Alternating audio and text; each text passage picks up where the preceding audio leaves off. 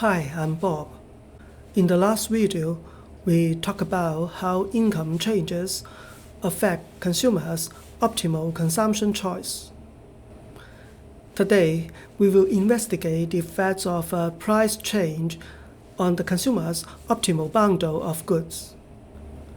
The total price effect on the demand of a good can be decomposed into the substitution effect and the income effect.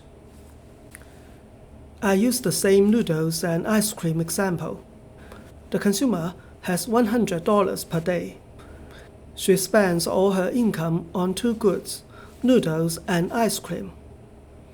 The price of noodles is $5 per bowl, and the price of ice cream is $2 per cone. I draw the initial optimal consumption choice for the consumer. Her budget constraint is tangent to the highest possible indifference curve at point A. Point A represents her optimal consumption choice. Suppose that the price of noodles drops from $5 to $2.5. The consumer can afford 40 bowls of noodles if she spends all her income on noodles. She can still afford 50 ice cream cones if she does not buy any noodles, because the price of ice cream is unchanged. The price drop of noodles causes the budget line to rotate from BC1 to BC2.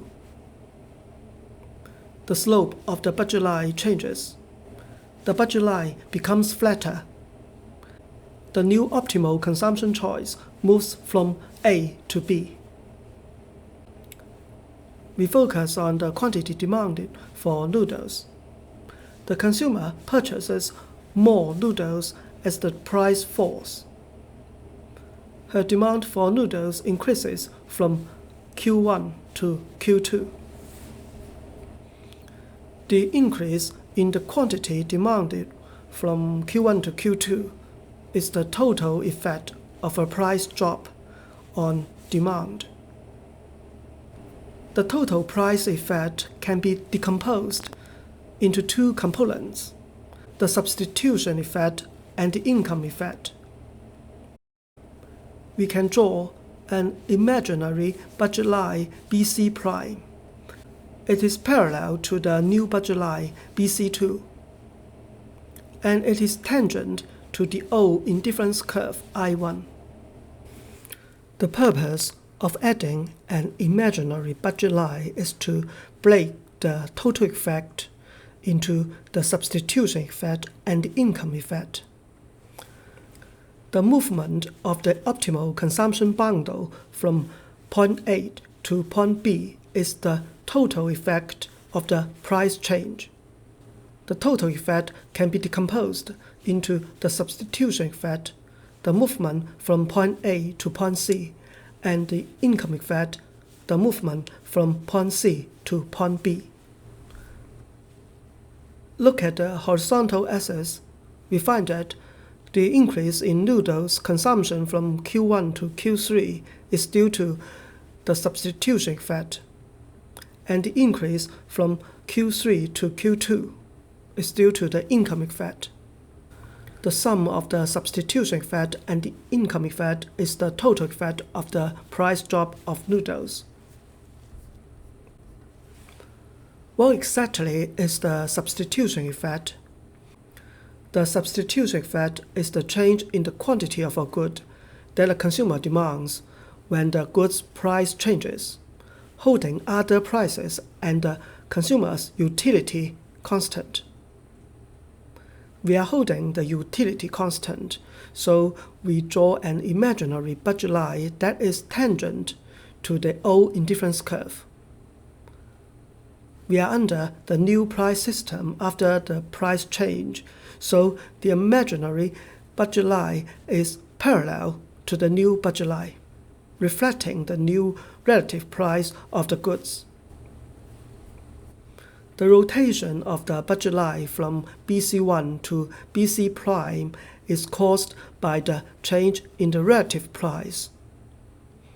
The substitution effect from point A to point C indicates that the consumer purchases more noodles and less ice cream because the noodles become relatively cheaper. The relative price of noodles in terms of ice cream, which is the slope of the budget constraint, drops. To maintain the same utility, that is, to stay on the same indifference curve, the consumer will buy more of the good that becomes relatively cheaper, noodles in our example, and buy less of the good that becomes relatively more expensive, ice cream in our example. The substitution effect on the good and its price always move in opposite directions. The decrease in the noodle's price results in an increase in its demand. The consumer substitutes the cheaper good for the more expensive good. That is why we call it the substitution effect.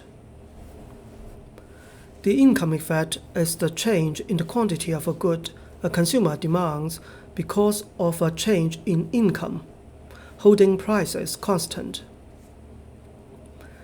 As shown in the graph, the movement from bundle C to bundle B is the income effect. The quantity demanded for noodles increases from Q3 to Q2 due to the income effect.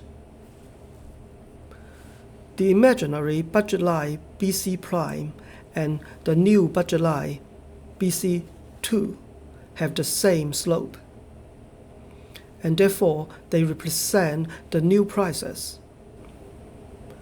As the price of noodles drops, the consumer becomes richer and can afford more goods. It is equivalent to an increase in income. The shift of the budget line from BC prime to BC2 is due to this income increase.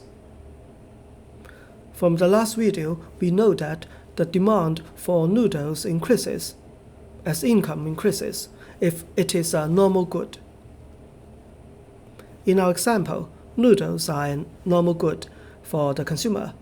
Her purchase increases from Q3 to Q2. The total effect of the decrease in the noodles price is the sum of the substitution effect and the income effect.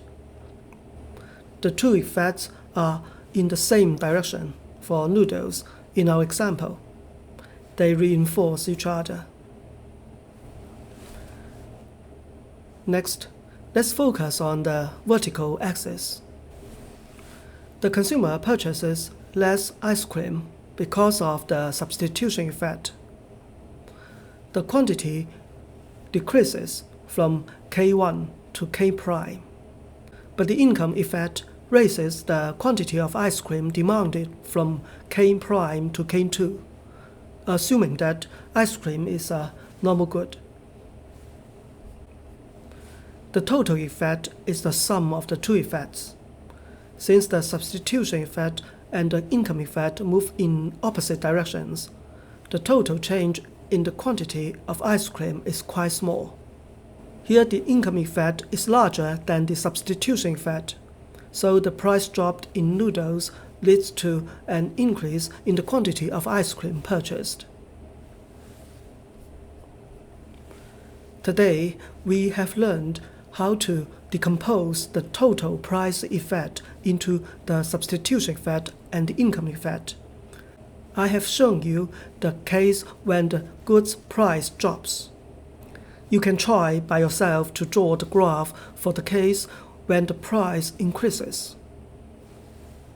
Thank you for watching this video and subscribing to my YouTube channel. See you next time.